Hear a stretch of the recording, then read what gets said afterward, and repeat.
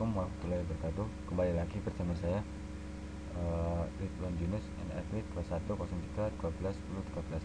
Nah, di sini saya akan mempresentasikan tentang basis data klien server pada teori 9. Dan tidak lupa Bapak pembimbing saya, Bapak Rengga Asmara, Eskom PCA.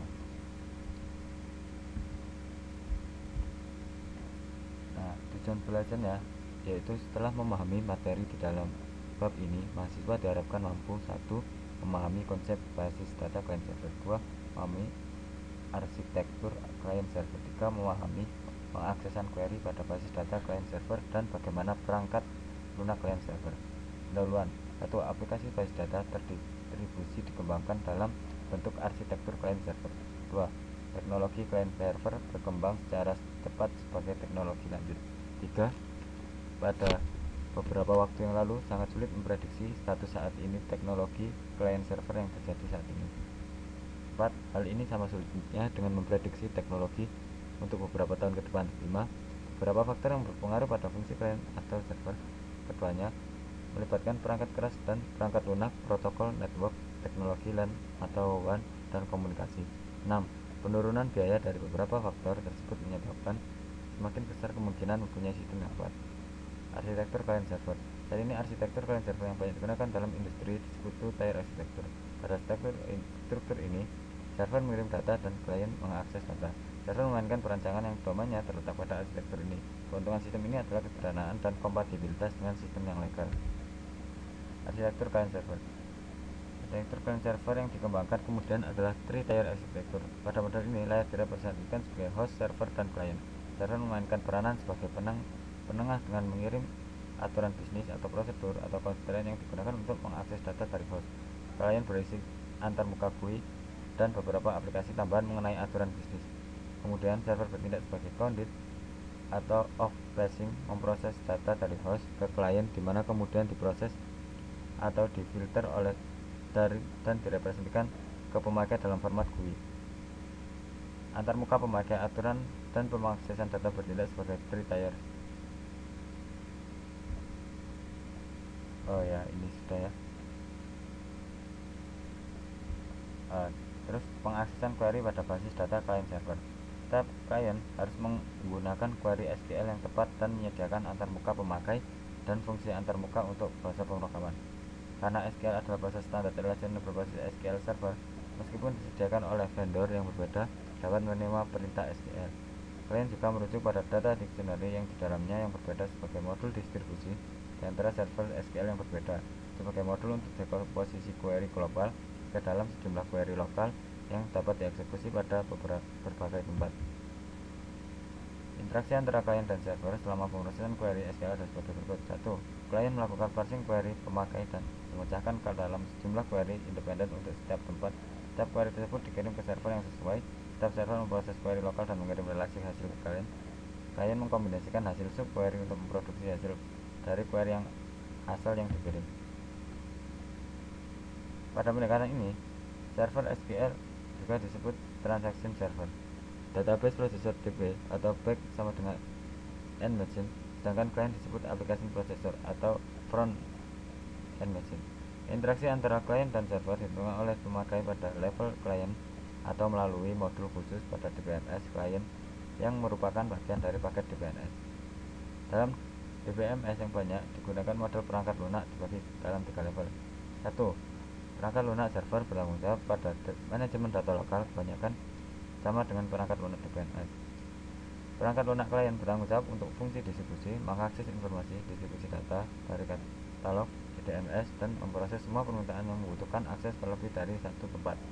Hal ini juga ditangani semua antarmuka ke user. 3. Perangkat lunak komunikasi yang menyediakan primitif komunikasi yang digunakan klien untuk mengirim perintah data dan data ke tempat yang berbeda sesuai kebutuhan. Hal ini bukan bagian yang terpenting dalam DDMS, tetapi menyediakan primitif komunikasi dan pelayanan yang esensial.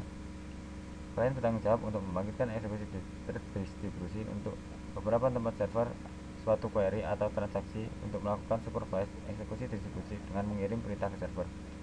Perintah ini termasuk query lokal dan transaksi yang dieksekusi selain perintah untuk mengirim data ke klien atau server.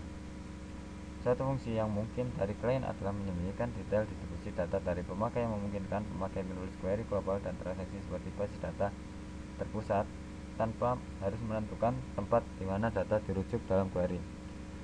Properti disebut distribusi transparansi. Beberapa DDBMS tidak melakukan distribusi transparansi sehingga pemakai harus berhati-hati terhadap distribusi data secara detail. Nah, sekarang masuk ke latihan soal dan pembahasan. 1. Apa yang dimaksud dengan sistem client server? Jawab. Client server adalah sebuah arsitektur jaringan yang memisahkan klien dengan server. Masing-masing klien dapat meminta data atau informasi dari server. 2. Apa perbedaan konsep arsitektur client server yang ada sekarang dengan arsitektur sistem terdistribusi? Konsep arsitektur client server yang ada sekarang adalah pada arsitektur ini. Server mengirim data dari klien, dan klien mengakses data. Server mainkan peranan yang dominan pada arsitektur ini adalah kesederhanaan dan kompatibilitas dengan sistem yang legal. Sedangkan pada konsep arsitektur sistem terdistribusi, sistem dianggap sebagai suatu set layanan yang disediakan untuk klien server dan klien diperlakukan berbeda. 3. Disebutkan bagaimana host server dan server pada tier arsitektur. Server memainkan peranan sebagai penengah dengan mengirimkan aturan bisnis yang digunakan untuk mengakses data dari host. Klien berisi antarmuka GUI dan beberapa aplikasi tambahan mengenai aturan. Kemudian server bertindak sebagai conduit of passing, memproses data dari host ke klien, di mana kemudian diproses atau difilter dan direpresentasikan ke dalam pemakai format GUI.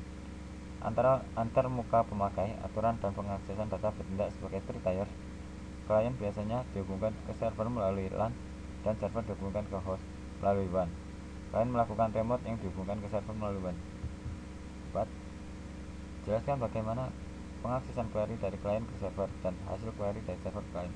Pengaksesan query dilakukan dengan cara klien melakukan permintaan query dan mengirimkan subquery ke beberapa tempat server, dan setelah server mengirimkan hasilnya ke klien mengkombinasikan hasil subquery ke query asal. Perangkat lunak apa saja yang diperlukan pada sistem client server? 1. Perangkat lunak server bertanggung jawab pada manajemen data lokal. Kebanyakan sama dengan perangkat lunak DBMS.